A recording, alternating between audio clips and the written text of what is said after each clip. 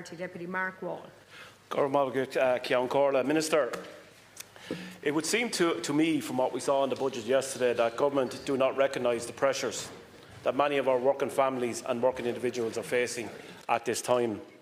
Examples provided by government in their own budget documentation yesterday tell us that a married couple with 2 children on a modest income of €55,000 a year will be down €50 on their income compared to last year.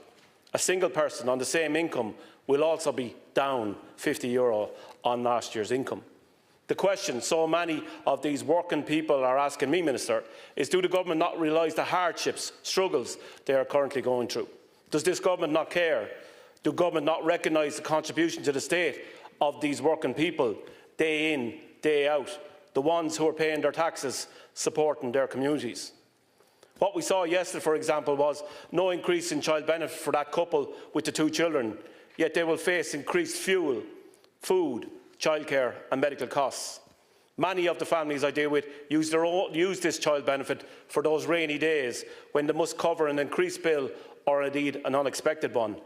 Now they will have to do so with no increase and rising bills, and unfortunately for many, the rain is coming down weekly.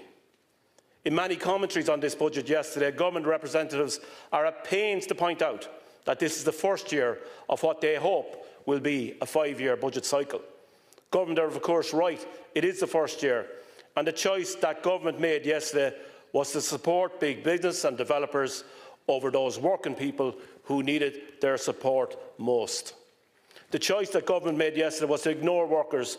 In some commentaries I've listened to, government state that will look at the costs next September. The reality, of course, Minister, is that many of these working families are making life choices now because of spiralling costs and cannot and won't be able to wait until next September or the next budget cycle. Not alone were workers ignored by government yesterday, but also those with a disability seeking employment.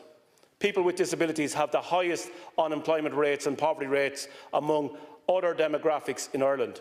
I am truly appalled that no specific measures were announced on budget day to tackle the high unemployment and poverty rates among the disabled community. The Minister for Social Protection has said that the payment for disabled people on the disability allowance will go up by over €500, but this relates to the €10 increase in social welfare payments and is an inflationary measure that falls far short of what is required. St Vincent de Paul said the increase of €16 per week was needed to cover the cost of living pressures currently being experienced by those on low incomes. Yesterday, Minister, government gave away $700 million to fast food chains like McDonald's, who are raking in millions and will now get richer, while disabled people and their families can barely keep the lights on.